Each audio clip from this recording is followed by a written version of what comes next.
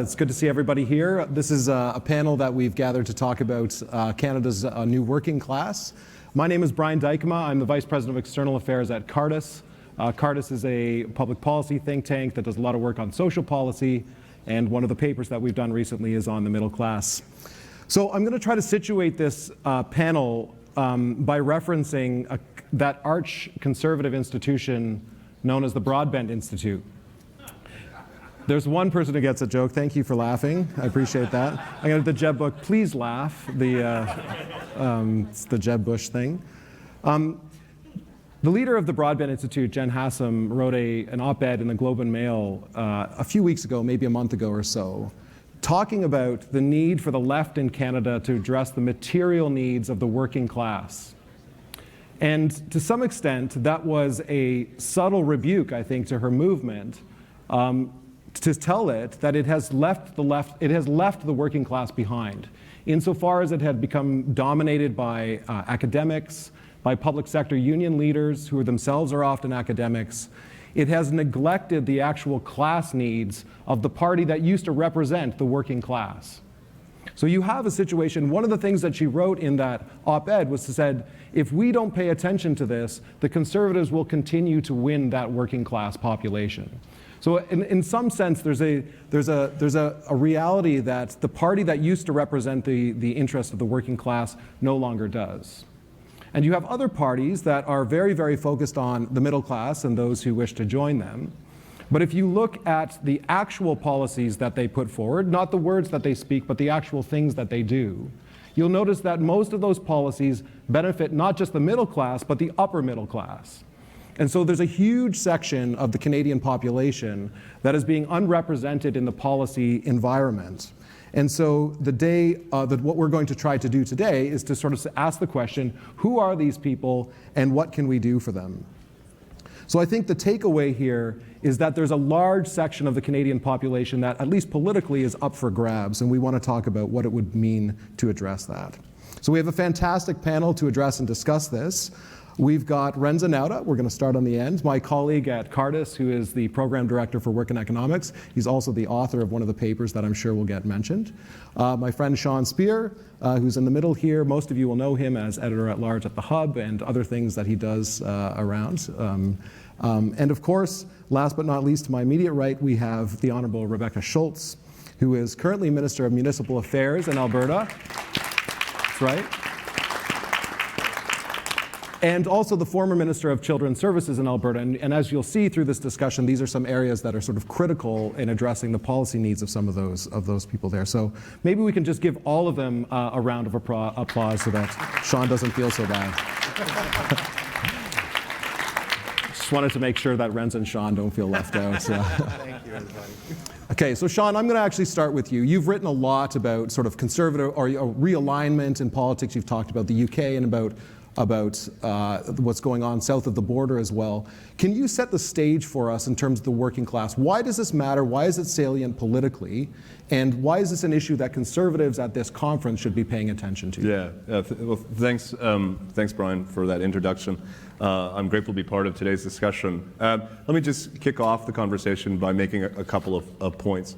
The first, I want to recognize Cardis for commissioning and supporting this research. There are not a lot of organizations in the world of ideas and policy that would have done so. I think it reflects the unique perspective that Cardis brings to the world of ideas and public policy, and I'd be remiss if I didn't recognize that.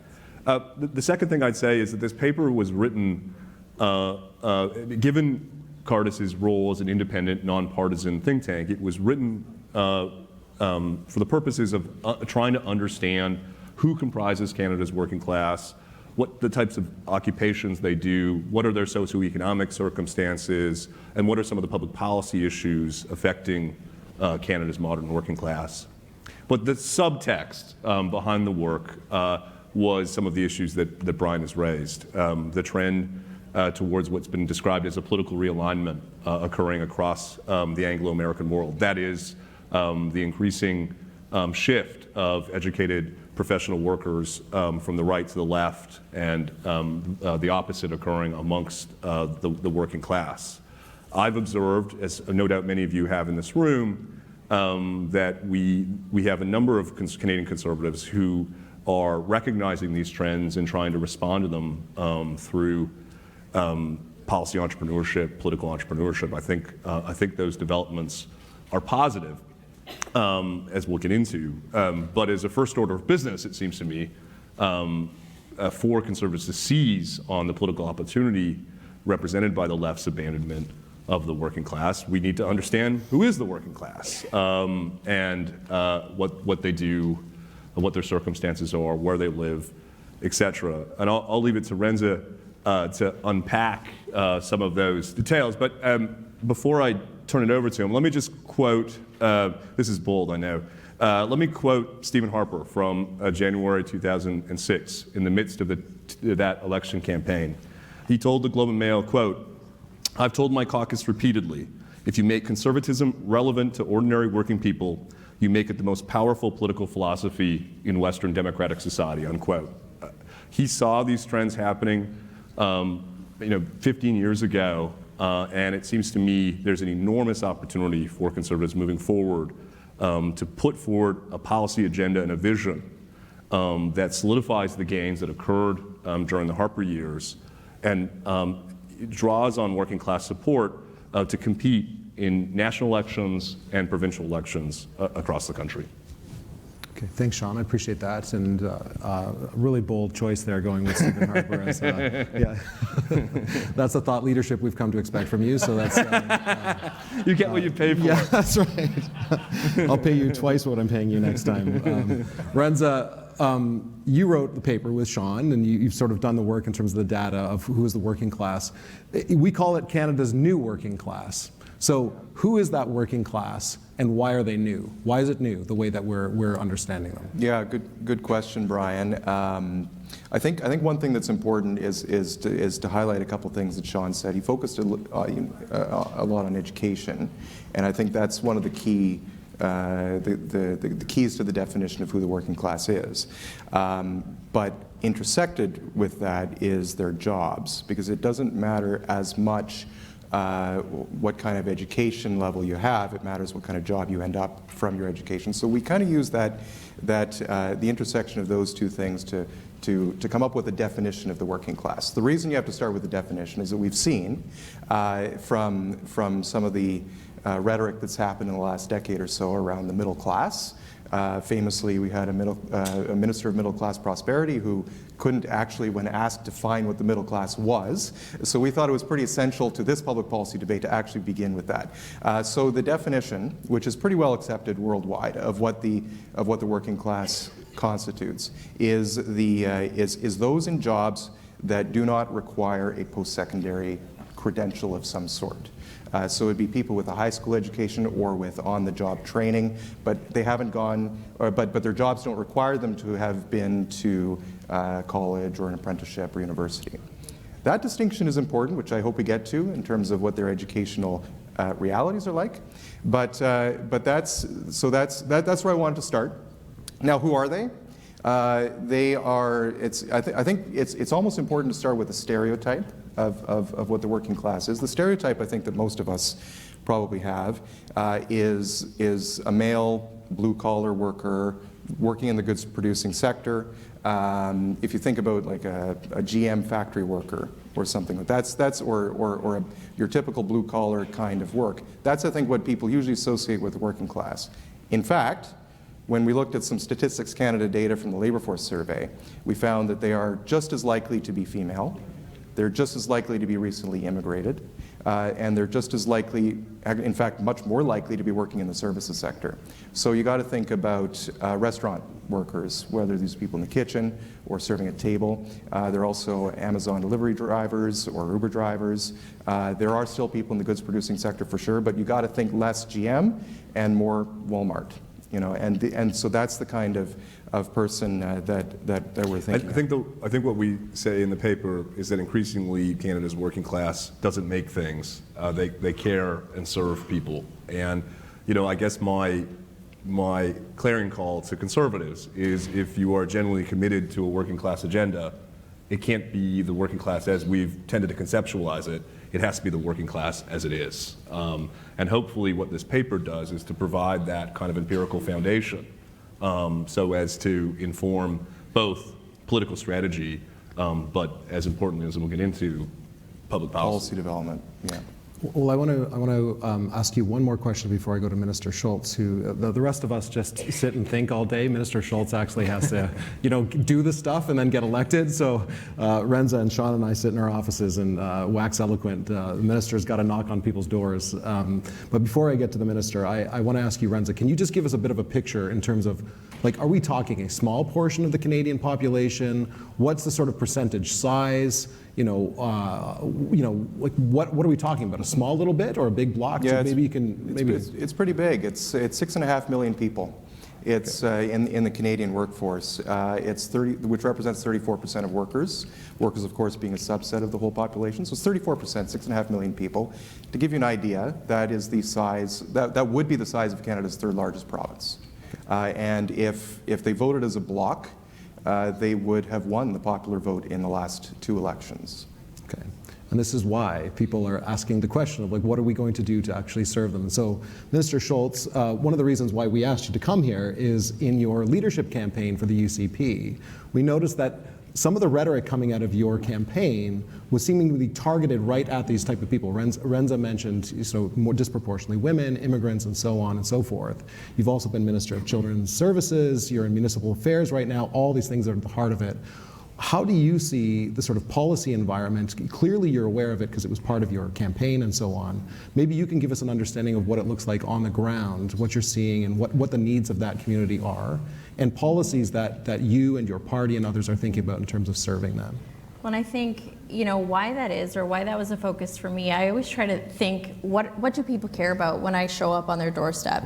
And so at 34% of the population, that is a third of my riding. And my riding in South suburban Calgary, it's a mix. It's a lot of working class families. We do have a lot of new communities. And so we have a lot of newcomers, and we did see a population that was disproportionately hit. I know you mentioned this in your report as well, as we went through the pandemic, the service industry especially.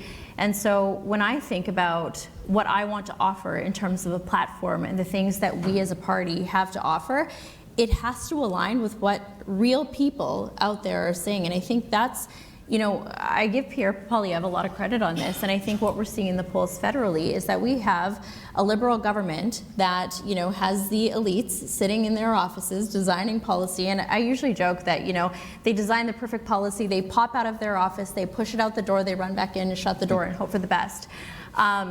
We can't design policy like that, because if policy doesn't resonate, if we don't come up with things that resonate with everyday people, everyday Canadians, the working class, which is a group that is, somewhat forgotten in a lot of policy and platform development, we do need that group to win elections. I mean, that does obviously matter to me, but it also just matters to me as the party that represents the everyday common Canadian. I want to focus on policies that matter to people. And so right now, those are things like affordability. I mean, in 2019 in Alberta, it was jobs economy pipeline. Support our energy industry. Make sure that we have jobs and opportunity, the ability to provide for our families. These were the things that matter. Now coming out of a couple of difficult years, I would say affordability, the cost of living, the cost of housing. I mean, the other day I was door knocking in my riding. It was a nice main street trying to get a lot of lawn signs. And I think I met 7 new families. And they all came either from Ontario or BC. Why? Affordability. Exactly. One of the things that we've talked about is there's been a lot of talk about the working class in Canada and in other places. A lot of people have noticed that sort of the working class votes have shifted often to Conservative parties. And what commentators, including people like Ross Dowlett at the New York Times and others have said is that, look, there's been a sort of recognition that these people want leadership and they want to sort of follow a program, but there's been a huge and complete lack of actual policy work. Like where are the policies that align? And Sean, I know that you wanted to get in on some of the good work that's been done in Ontario. Maybe I'll go to you, Sean, first with just sort of that sort of discussion where you've seen it elsewhere, and then I'll pass it on to Renza to talk about a couple of areas of policy, and then. Yeah, I think the extent to which we're seeing the translation of a realignment political strategy into a realignment policy agenda is probably best reflected in the work that Ontario Labour Minister Monty McNaughton has been doing. I think he is a policy entrepreneur. I think he's a policy innovator. I think the work that he's doing represents the future of Canadian Conservative politics. It at times looks funny. At times it may cause people to think, to think twice, because of course it looks and sounds a lot different than how Conservatives have come to think and talk about these issues. But the policy progress that he's advanced on a whole host of issues that are relevant to the people that we're talking about in this paper is exciting and interesting, and it seems to me represents a model that can be translated both in spirit and in substance across the country. But before I turn it over to Renza, I just think it's worth addressing the elephant in the room, which is why is this happening? Why have Conservatives been presented with this extraordinary opportunity to bring working class voters into the fold? And it's of course because the left has abandoned them. In the last Ontario election, 7 private sector trade unions endorsed the Ontario Progressive Conservatives. Some of those trade unions actively campaigned against the Progressive Conservatives merely 2 elections prior. And it, of course, begs the question, what gives? And it's because the left has come to abandon the interests of working class voters in favor of a set of propositions about culture and identity and sexuality and so on that just doesn't resonate with the lived experience or the concerns or the issues, as the minister says, that's animating working class voters. So this opportunity has opened itself up. We're seeing Conservatives in different parts of the country, including, of course, Minister Schultz, as well as Minister McNaughton, as I mentioned, trying to work through how to develop and present a policy agenda that's of relevance and resonance for this group. But the question I think before us is how genuinely committed we are to a realignment of politics. Is it merely political strategy or political rhetoric? Or is it going to be reflected in a kind of reconceptualization of the modern Conservative policy agenda? And I think if we follow the model or the path of Minister Schultz and Minister McNaughton, it's going to have tremendous implications for politics in Canada. So I want to actually do a bit of a case study on this. And Renza, you sort of talked about the policy agenda coming out of it. I'd love for you to talk about one of them in particular. And the reason I want you to do that is I want you to set the table, and I want to actually show the challenge that what Sean's just said here is that the theoretical challenge and the sort of policy framework on what I hope you're going to talk about. And then I'm going to talk about the reality of actually getting it done and ask Minister Schultz to talk about the challenges of that, the needs, the sort of political needs of that. So maybe you can start with like give us a case study of something that, a policy issue where, there's been something designed in Ottawa in some way, but whether or not it reflects the needs of the working class. And I think you're getting at childcare. That's 100% what I'm getting at. Okay. This is a pretty interesting case study, and I think it highlights why it is that Conservatives have an opportunity to address the working class. And one of the reasons is because a lot of policy development being done in Ottawa is being done by elites. These are people the people who write policy in the Government of Canada are not working class. They don't necessarily have an understanding of who the working class is. They have 9-to-5 jobs and by and large have university degrees and are in jobs that require them. So I'll get to the point. The federal government, of course, is developing a child care program, the so-called $10 a day program that does attempt to address affordability. The problem is that the federal program emphasizes in some provinces almost exclusively the licensed childcare. Now there are a lot of different kinds of childcare that people rely on, and it's not just licensed care. It's a lot of unlicensed operators. It sometimes might be grandparents or relatives or neighbors, but nonetheless the federal program is trying to filter people into this licensed childcare. Now, if you look at Statistics Canada, well, I'll take a step back. The working class, our study shows, they're significantly more likely to work unusual hours. They're significantly more likely to work weekends. They're significantly more likely to work multiple jobs as well. So they're not working the kind of 9-to-5 jobs that are prevalent here in Ottawa, where policy is made. Now we'll get to the Statistics Canada point, which is that licensed care is almost twice as unlikely to offer flexible arrangements. It is more than twice as that is to say, alternative forms of childcare are more than twice as likely to offer evening care and over 9 times more likely to offer weekend care, and those are the kinds of times that the working class actually needs. So the point here is that policy is being developed in Ottawa that is very, very focused on one aspect of the needs of the working class in terms of affordability, but it's completely missing the flexibility component that's necessary and that the data show are important for the working class. And that is an opportunity for Conservatives if they want to take it. If they want to develop a true agenda for the working class that will meet them, they can do it. But it does need to be a policy agenda that speaks to their needs. So we've done some work on childcare, and we are obviously not fans of it as you've described. But Minister, you're the one who's actually got to get it done, right? So the think tankers like to sit and say, let's just do a little bit of confession here. We also would like to say, just do it this way, but we're not politicians. You're the one who's living in the real world. You're the one who's got to negotiate with people who are saying, here's a bag of money and here's the strings attached. We've talked about this a little bit. Can you describe a little bit about those negotiations, what you were able to do in Alberta, whether or not you'd like to do something different, and so on?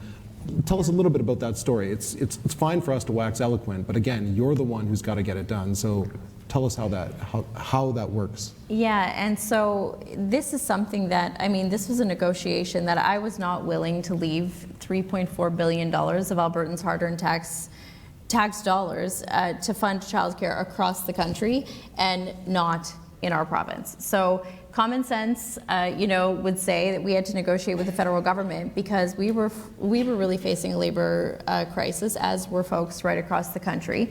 But we did fight hard for flexibility that I thought mattered, because I do believe that parent choice matters. And is the deal I signed perfect? I always say it is not perfect. There are things that if I had carte blanche to design a program, I would do differently. But I would agree with you that a talking point that sounds really great in Ottawa, $10 a day daycare, sounds great. But practically speaking, parents want flexibility, and especially the working class families. So what we heard from families was absolutely evening care outside of 9 to 5, weekends and overnight. And you would not think, I go back to Fort McMurray, this was last summer, there was an oil show, and you would not think that this would be a room that I would get a round of applause for childcare. But why we got a round of applause for childcare was because we fought to have flexibility, overnight care, home-based care, which is, what a lot of parents want to choose if they have their child in care overnight. But you think about that, you've got a parent in the service industry or in our energy industry, and the other parent, working in a hospital, working as a nurse, maybe a paramedic. They need flexibility that traditional, kind of more institutional 9 to 5 doesn't offer. The other thing is that, we can talk about universality, and as you say, so-called $10 a day. There isn't enough money to provide this for everybody. So every province had to make choices. The one thing that we did that was unique as well is we did means test it, so that, if you're a family making up to a combined income of $180,000, I know that's a high threshold and it may not align with exactly working class, but it does actually include the middle class as well. We did target additional supports to those families with lower incomes, families who would actually really, truly need this, instead of leaving out certain sections of our childcare system. And largely what other provinces did, or some other provinces did, is leave out private industry. I'm a conservative. I think that these entrepreneurs who set up these child care centers at a time where there was a shortage to help their neighbors and to help their communities, I say that's amazing. Oftentimes they're female entrepreneurs. 70% of our child care spaces in Alberta were operated as small businesses. I did not think that that made them evil, so we fought really hard to keep them included. And things like preschool, again, options for stay-at-home parents or part-time working parents, but are there things that I would do differently? Yes. Do I think that this is an opportunity for a future, I hope, conservative government federally to give some flexibility? And really it comes down to common sense for what would work for families right across the province. And again, it comes back to, I heard Premier talk earlier today about areas of provincial jurisdiction. Every province is different, and I think that that's something that's not accounted for enough in that model. Yeah.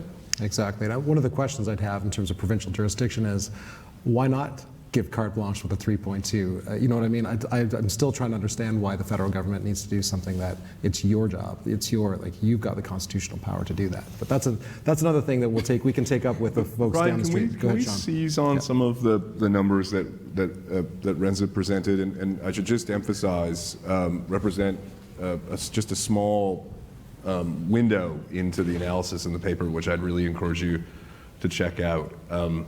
As I said at a presentation about the paper recently, the parts of the paper that you like, I'm responsible for. The parts you don't like, that's Renza's responsibility. Yeah. But one of the things that Pierre Poilievre and the Conservative Party is thinking about as we head towards the next election is, how do we raise the party's ceiling of support? How can we add to our voter coalition in the name of getting across that magic number, whatever it is, in order for majority government? Because we know we're going to need a majority government given the Liberal NDP parliamentary agreement. And it just seems to me this represents an enormous opportunity to bring what amounts to 6 or 7 million voters into the party fold. And as we've seen in Ontario and in Alberta, as the left has abandoned these voters, Conservatives are making that progress. And I think so far, Pierre Poilievre and his team deserve tremendous credit for not just both its a broad-based message, but in particular a message that reflects the interests and needs of working-class voters. Again, as they are, not as we think them to be. And the question now, of course, as you've heard me say a couple of times, is how the party translates those messages and ideas into a concrete policy agenda. Both the minister and Renza have mentioned a couple of areas: childcare, housing. We increasingly have in our major cities working-class Canadians commuting several hours a day to fill the jobs that we need in our cities, with a whole host of social and familial consequences. Minister McNaughton's agenda has been focused a lot on modern labor standards and labor regulations, addressing issues that the Ontario labor model just simply didn't address because of the rise of gig work and all the rest. One could go on and on in terms of some of the different policy issues that reflect the needs and aspirations of the new working class, as we call them in the paper. But it seems to me the upside for Conservative politics, to say nothing, as the minister says, of better outcomes for these people, ought to be a massive priority for the Canadian Conservative movement. And I think it speaks to the opportunity that we're here talking about it today. We've got about 5 minutes left, so I want to sort of switch from sort of the wonky stuff and the sort of like a hard sort of knocking on the ground, knocking on doors type of question. Ask a bit of a question about language and culture. So it seems to me that like the language used to be, Cardis is a think tank that works out of the Christian social tradition. We're influenced by Christian social teaching, papal social teaching, and so on. Especially that found around the Industrial Revolution, where there was a significant divide between those who had power and those who did not. And our tradition at least talks about those who are, in this case, the working class. One of the thinkers in our tradition says, capital and those who are wealthy will take care of themselves. Who's going to speak for the workers? And so you saw the sort of rise of trade unions, including some that are around here today, independent and so on trade unions. Is the language, though, like when we're talking, so when I hear all of you guys on this stage, you're talking about, those in power, and you're saying we need to speak for those who have no power. That used to be the language we used to hear from the left. So one question I want to hear sort of reflections from each of you on is, do you think that the conservative movement is comfortable with that type of language? It's very different than the type of language we often hear, which is give us agency, give us the authority to do these things. Are those things compatible? That type of language of saying, like, speaking for the powerless and so on, with the typical rhetoric and language you hear from conservative voters. What type of language, what type of rhetoric, which matters in politics, is going to appeal to these voters without sort of alienating all the people in this room, for instance, right, who are conservative. So I'd love to hear, as we conclude, maybe each of you give your thoughts on how you would arrange that. Anyone can start. Well, I'll tell you where my mind goes in there, and then so a couple thoughts. The first one is that I think with it, on the political spectrum, there are truths to be had at multiple points in that political spectrum, and I don't think we have to necessarily shy away from using some of the language that other parties have used before. There is a political realignment that Sean has talked about at length here and elsewhere, and so in some ways I think we should embrace that. The other thing is the language I think is being used against conservatives, and one of the words that I think we've talked about a lot at this conference is the word populism, and that is a word that gets bandied about, but what that word means is different in any context. You heard Preston Manning last night make a strong defense of the tradition of populism. I think that's distinguished, and sometimes also the word populism is used to say that policies or ideas are untethered from facts or realities and that kind of thing. And I think what if there's a message I would like to get through from this panel, it's that you can have a conservative populism that speaks to the working class, that speaks to those who are left behind, that is tied to reality and is tied to facts. That's exactly what we try to do in this paper. And then you can develop a policy agenda that can actually speak to the needs of that working class, and then you can own that kind of language. You can own the language of other parties, you can own the language of conservatism, you can own the language of populism, and you can put all those things together, and then I think you'd have a pretty good governing agenda. Hear, hear. Rebecca? Again, I think it doesn't have to mean stepping away from conservative values. I think that we think that redefining things or creating a different narrative means that we are abandoning our values, and I don't think that that's true at all. I think when I think of conservative values, I think about opportunity. I think about freedom, faith, family, community, and the importance of all of those things. And I think those are things that the vast majority of certainly Albertans and Canadians could get behind. But I do think that we struggle a little bit when we use very academic language, and I can tell you, as a minister, you work with the bureaucracy, and I often like to say, look, I don't want to use an acronym. I'm going to say the whole darn long name, and if I say that enough times, maybe we'll come up with better names, right? Yeah. And I think as politicians, that is why I like to door knock, and even now, 3 days a week, it's going to ramp up a little bit more as we head to the election, but to me, good representation is taking the hopes or the frustrations, aspirations of everyday people, the working class, understanding where they're coming from, developing policy that truly works to address the base issues, whether that's, I heard Premier talking today about healthcare, right? Simple language, listening to frontline. How can we remove those barriers from offering patient care? Same thing in childcare, same thing in housing affordability. But then explaining it in a language that means something to everyday people. And I think you can only do that if you're out there talking to everyday people. So, that's the lens that I try to use when I marry up policy and communications, but changing the language or making it accessible does not mean that we're abandoning our conservative values. In fact, one of the coolest things that the CSFN has done under Jamil Javani's leadership is to carry out a program that they're calling applied conservatism. And the basic idea is that our principles are fixed, but the issues to which we apply them are necessarily dynamic.